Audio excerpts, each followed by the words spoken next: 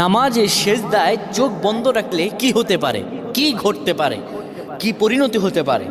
আমরা অনেকেই নামাজের সেজদায় চোখ বন্ধ রাখি। এটি আসলে আমাদের জন্য ভালো না ক্ষতি, এটি আমাদের জানতে হবে। নবী সাল্লাল্লাহু আলাইহি ওয়াসাল্লাম 532 নম্বর হাদিস সহিহ আল বুখারীতে বলেন, শোনো, তোমাদের মধ্যে কেউ যেন সেজদায় তার বাহুদয় যেন কুকুরের মতো না বিছিয়ে দেয়। অর্থাৎ এইভাবে অনেকে আমরা আছি, এইভাবে সেজদা দেই না।